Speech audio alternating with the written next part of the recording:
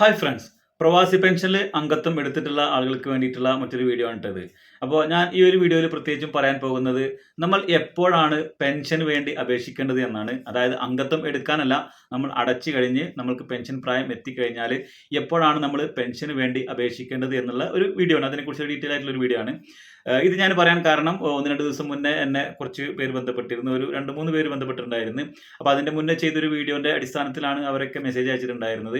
അപ്പോൾ അവരുടെ ഈ ഒരു പെൻഷൻ പ്രായം എത്തിയിട്ട് ഏകദേശം 5-6 മാസം അല്ലെങ്കിൽ ഒരു വർഷത്തോളമൊക്കെ ആയിട്ടുണ്ട്. കംപ്ലീറ്റ് അടവും കാര്യങ്ങളൊക്കെ കഴിഞ്ഞ് നിൽക്കുന്ന ആളുകളാണ്. അതിൽ ഒരാൾ എൻ്റെ അടുത്ത് ഇതേപോലെ നോർക്ക ഐ ഡി പുതുക്കാൻ വേണ്ടിയിട്ട് വിളിച്ചതാണ്. അപ്പോൾ അദ്ദേഹത്തോട് ഞാൻ ചോദിച്ചു പെൻഷൻ്റെ കാര്യങ്ങളൊക്കെ ഉണ്ടോ, പെൻഷൻ അപേക്ഷിച്ചിട്ടുണ്ടോ എന്ന് ചോദിച്ചു. അപ്പോൾ അവർ പറയുന്നത് പെൻഷൻ ഓൾറെഡി അപേക്ഷിച്ചിട്ടുണ്ട്, അതിൻ്റെ അടവും കാര്യങ്ങളൊക്കെ കഴിഞ്ഞ് നിൽക്കുകയാണ്, അടവും കാര്യങ്ങളൊക്കെ കംപ്ലീറ്റ് ആയി അടച്ചു, പെൻഷൻ അപേക്ഷിച്ചിട്ടില്ല. അപ്പോൾ ഞാൻ ചോദിച്ചു എന്താണ് നിങ്ങൾ പെൻഷൻ അപേക്ഷിക്കാത്തത് എന്ന്. അപ്പോൾ അവർ പറഞ്ഞ മറുപടി എന്ന് വെച്ച് കഴിഞ്ഞാൽ ഞാനിപ്പോൾ ഗൾഫിലാണുള്ളത്, നാട്ടിൽ പോയാലാണ് അപേക്ഷിക്കാൻ പറ്റുള്ളൂ എന്നാണ് പല ആളുകളും പറഞ്ഞത്.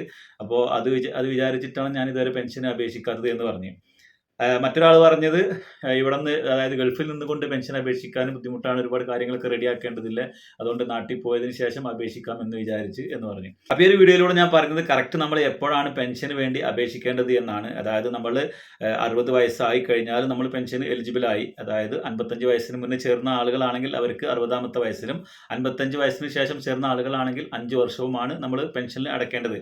അങ്ങനെ അടവ് കംപ്ലീറ്റ് ആയിട്ടുള്ള ആളുകൾ, നിങ്ങൾ ഗൾഫിലാണെങ്കിലും അതുപോലെ തന്നെ നിങ്ങൾ നാട്ടിലാണെങ്കിലും, നിങ്ങൾ ഏത് മാസമാണോ അത് കംപ്ലീറ്റ് ആയത് അതേ മാസം തന്നെ പെൻഷന് വേണ്ടി അപേക്ഷിക്കുക. ഇതിന് വേണ്ടിയിട്ട് നിങ്ങൾ ഗൾഫിലാണെങ്കിൽ നാട്ടിൽ പോകുന്നത് വരെ കാത്തിരിക്കേണ്ട യാതൊരു ആവശ്യവുമില്ല. മാത്രമല്ല, അങ്ങനെ കാത്തിരുന്ന് കഴിഞ്ഞാൽ മറ്റൊരു ബുദ്ധിമുട്ടും കൂടിയുണ്ട്. കാരണം എന്നെ ബന്ധപ്പെട്ട ഒരാൾ കഴിഞ്ഞ വർഷം, അതായത് 2025 മെയ് മാസത്തിൽ അദ്ദേഹത്തിന് 60 വയസ്സായി. 7 വർഷത്തെ കംപ്ലീറ്റ് അംശാദായം അദ്ദേഹം അടച്ചു തീർത്തിട്ടുണ്ട്. അപ്പോൾ ചെക്ക് ചെയ്ത് നോക്കുമ്പോൾ അദ്ദേഹം 2025 5-ാം മാസം, അതായത് മെയ്യിൽ പെൻഷൻ ആയിട്ടുണ്ട്. പക്ഷേ ഇതുവരെ അപേക്ഷിച്ചിട്ടില്ല. അപ്പോൾ ഈ 2 ദിവസം മുന്നാണ് അദ്ദേഹത്തിന് വേണ്ടി പെൻഷൻ അപേക്ഷിച്ച് കൊടുത്തത്. അപ്പോൾ ഏകദേശം 9 മാസത്തോളം അദ്ദേഹം അപേക്ഷിക്കാതെ ഇരിക്കുകയാണ്. കാരണം പറഞ്ഞത് ഗൾഫിലാണ്, ഗൾഫ് നിർത്തി നാട്ടിൽ ചെല്ലുന്ന സമയത്ത് അപേക്ഷിക്കാമെന്നാണ് പറഞ്ഞത്. പക്ഷേ അങ്ങനെയല്ല അപേക്ഷിക്കേണ്ടത്. നിങ്ങൾ പെൻഷൻ ആകുന്ന അതേ മാസം തന്നെ നിങ്ങൾക്ക് അപേക്ഷിക്കാൻ പറ്റുന്നതാണ്. അത് നിങ്ങൾ നാട്ടിലായിക്കോട്ടെ, നിങ്ങൾ വിദേശത്ത് ജോലിയിൽ തുടരുന്ന ആളുകളായിക്കോട്ടെ, നിങ്ങൾ നാട്ടിൽ പോകേണ്ട ആവശ്യമില്ല. നിങ്ങൾക്ക് അവിടെ നിന്നുകൊണ്ട് തന്നെ അപേക്ഷിക്കാം. നിങ്ങൾക്കത് കഴിയുന്ന ആളുകളാണെങ്കിൽ വെബ്സൈറ്റിൽ കയറി, നിങ്ങളുടെ യൂസർ നെയിം പാസ്വേഡ് ഒക്കെ ഉണ്ടെന്നുണ്ടെങ്കിൽ വെബ്സൈറ്റിൽ കയറി അതിൻ്റെതായ ഡോക്യുമെന്റ്സ് കൊടുത്തു കഴിഞ്ഞാൽ അപേക്ഷിക്കാനായിട്ട് സാധിക്കും. അല്ലാന്നുണ്ടെങ്കിൽ നാട്ടിൽ ബന്ധപ്പെട്ട് മറ്റുള്ള ഏജന്റുമാരോ അല്ലെങ്കിൽ അക്ഷയ സെന്ററിലൊക്കെ പോയി കഴിഞ്ഞാൽ നിങ്ങൾക്ക് പെൻഷന് വേണ്ടി അപേക്ഷിക്കാനായിട്ട് സാധിക്കും. അപ്പോൾ നിങ്ങൾ ഈ ഒരു പെൻഷൻ പ്രായം എത്തിയിട്ടും അല്ലെങ്കിൽ പെൻഷന്റെ ഡേറ്റ് ആയിട്ടും പെൻഷൻ അപേക്ഷിക്കാതിരുന്നാൽ ഉള്ള ഒരു പ്രശ്നം എന്ന് പറയുന്നത്, ഇപ്പൊ അദ്ദേഹത്തിന്റെ ഒരു കേസിൽ തന്നെ ഏകദേശം 9 മാസത്തോളം കഴിഞ്ഞു പെൻഷന്റെ ഡേറ്റ് കഴിഞ്ഞിട്ട്. അപ്പോൾ ഇനി നമ്മൾ പെൻഷൻ ഇപ്പോൾ റീസെന്റ് അപേക്ഷിച്ച് കഴിഞ്ഞു. ഇപ്പോഴത്തെ ഒരു സാഹചര്യത്തിൽ നമ്മൾ പെൻഷന് വേണ്ടി അപേക്ഷിച്ച് കഴിഞ്ഞാൽ 8 മുതൽ 10 മാസം വരെ ടൈം എടുക്കുന്നുണ്ട് ഇതിന്റെ അപ്രൂവലും കാര്യങ്ങളൊക്കെ ആവാനായിട്ട്, അല്ലെങ്കിൽ ഇതിന്റെ വെരിഫിക്കേഷൻ കംപ്ലീറ്റ് ആവാനായിട്ട്. അപ്പോൾ അദ്ദേഹത്തിന് ആ ഒരു 9 മാസത്തോളം കഴിഞ്ഞു. ഇനി നമ്മൾ അപേക്ഷ കൊടുത്തതിന് ശേഷം ഏകദേശം ഒരു 8 മുതൽ 10 മാസത്തോളം വരെ കാത്തിരിക്കേണ്ടതായിട്ട് വരും പെൻഷൻ ലഭിക്കാനായിട്ട്. അപ്പോൾ നിങ്ങൾ ശ്രദ്ധിക്കേണ്ട ഒരു കാര്യം എന്ന് പറയുന്നത്, നിങ്ങൾക്ക് ഏത് മാസമാണോ പെൻഷൻ ആവുന്നത് അതേ മാസം തന്നെ നിങ്ങൾ അപേക്ഷിക്കാനായിട്ട് ശ്രദ്ധിക്കുക.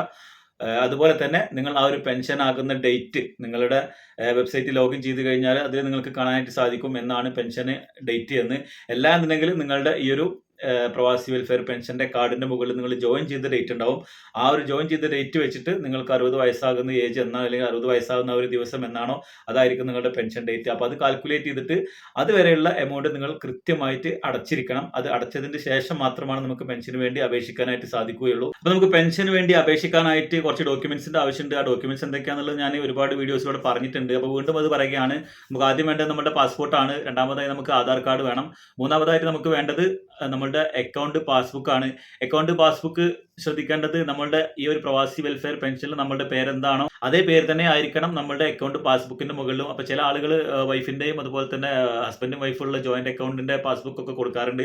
അപ്പോൾ ജോയിന്റ് അക്കൗണ്ടിന്റെ പാസ്ബുക്ക് സ്വീകരിക്കൂല. നിങ്ങളുടെ പേരിലുള്ള ഒരു അക്കൗണ്ട് ആയിരിക്കണം. അത് NRE അക്കൗണ്ട് പറ്റൂല, NRO അല്ലെങ്കിൽ SB അക്കൗണ്ട്. ഈ രണ്ടായിരം അക്കൗണ്ടേ പറ്റുള്ളൂ. കാരണം നാട്ടിൽ നിന്ന് ക്യാഷ് ഇടണമെന്നുണ്ടെങ്കിൽ ഇത്തരം അക്കൗണ്ടുകളിലേക്ക് പറ്റുള്ളൂ. അപ്പോൾ ഒരുപാട് ആൾക്കാർക്ക് സംശയം ഉണ്ടാവും, പ്രവാസികൾക്ക് SB അക്കൗണ്ട് എടുക്കാൻ പറ്റില്ല എന്നുള്ളത്. ശരിയാണ്, പ്രവാസികൾക്ക് നിയമപരമായിട്ട് SB അക്കൗണ്ട് ഹോൾഡ് ചെയ്യാനുള്ള അവകാശമില്ല.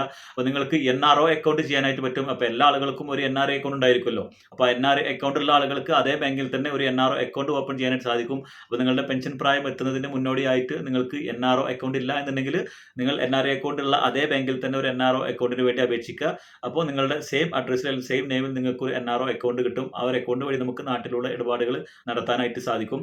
അതുപോലെ പിന്നെ വേണ്ടത് നോമിനിയുടെ സാക്ഷ്യപത്രമാണ്. നമ്മൾ അംഗത്വം എടുക്കുന്ന സമയത്ത് ഒരു നോമിനിയെ വെച്ചിട്ടുണ്ടാവും. ആ ഒരു നോമിനിയുടെ സാക്ഷ്യപത്രമാണ്. അതെന്തിനാണെന്ന് പറയുന്നത് ചോദിച്ചു കഴിഞ്ഞാൽ, ഇൻ കേസ് നമ്മൾ പെൻഷൻ വാങ്ങിച്ചുകൊണ്ടിരിക്കുന്ന സമയത്ത് മരണപ്പെടുകയാണെങ്കിൽ ആ ഒരു മരണ വാർത്ത അല്ലെങ്കിൽ മരണ റിപ്പോർട്ട്, ഡെത്ത് സർട്ടിഫിക്കറ്റ് ഒക്കെ എത്രയും പെട്ടെന്ന് നമ്മൾ ബോർഡിന് സമർപ്പിക്കാമെന്നും അതുപോലെ തന്നെ മരണത്തിന് ശേഷം വരുന്ന പെൻഷൻ ബോർഡിലേക്ക് തിരിച്ചടക്കാമെന്നും ഉള്ള ഒരു ഒരു സത്യപ്രസ്താവനയാണ് ഈ ഒരു നോമിനിയുടെ സത്യപ്രസ്താവന എന്ന് പറയുന്നത്. അപ്പോൾ നമ്മുടെ മരണശേഷമാണെങ്കിൽ നമുക്ക് കിട്ടിക്കൊണ്ടിരിക്കുന്ന പെൻഷൻ്റെ 50% നമ്മൾ നോമിനിക്ക് കിട്ടുമെന്ന് നമ്മൾ വേറൊരു അപേക്ഷയും കൂടി സമർപ്പിക്കേണ്ടതായിട്ടുണ്ട്. അപ്പോൾ ഇത്തരം ഡോക്യുമെന്റ്സ് ആണ് വേണ്ടത്. പാസ്പോർട്ട്, ആധാർ, ബാങ്ക് പാസ്ബുക്ക്, നിങ്ങളുടെ ഇമെയിൽ ID, അതുപോലെ തന്നെ ഫോട്ടോ, ഇത്തരം ഡോക്യുമെന്റ്സുകളാണ് ആവശ്യമായിട്ടുള്ളത്. അപ്പോൾ നിങ്ങൾ പെൻഷൻ പ്രായം എത്തിക്കഴിഞ്ഞാൽ അതേ മാസം തന്നെ പെൻഷന് അപേക്ഷിക്കാനായിട്ട് ശ്രദ്ധിക്കുക. നിങ്ങളുടെ നാട്ടിൽ വേണമെന്നില്ല. നിങ്ങൾ ഗൾഫിൽ ജോലി ചെയ്യുന്ന ആളുകളാണെങ്കിലും നിങ്ങൾക്ക് പെൻഷൻ ലഭിക്കും. പക്ഷേ നിങ്ങൾ അപേക്ഷിച്ചിരിക്കണം. അപ്പോൾ ആ സമയത്ത് നിങ്ങൾ കൃത്യമായി പൈസയും കാര്യങ്ങളൊക്കെ അടച്ചു കഴിഞ്ഞിട്ട് ആ ഒരു മാസം തന്നെ നിങ്ങൾ അപേക്ഷിക്കാൻ വേണ്ടി ശ്രദ്ധിക്കുക. എന്തെങ്കിലും സംശയം ഉണ്ടെങ്കിൽ വീഡിയോക്ക് താഴെ കമന്റ് ചെയ്താൽ മതി. അതുപോലെ നിങ്ങൾക്ക് പ്രവാസി വെൽഫെയർ പെൻഷൻ, നോർക്ക ID പുതുക്കാനും അതുപോലെ പുതിയത് എടുക്കാനൊക്കെ ഉണ്ടെങ്കിൽ, അതുപോലെ നിങ്ങളുടെ പ്രവാസി വെൽഫെയർ പെൻഷന്റെ അംശാദായം അടക്കാനൊക്കെ ഉണ്ടെങ്കിൽ താഴെ കൊടുത്തിട്ടുള്ള നമ്പറിൽ ബന്ധപ്പെട്ടാൽ മതി.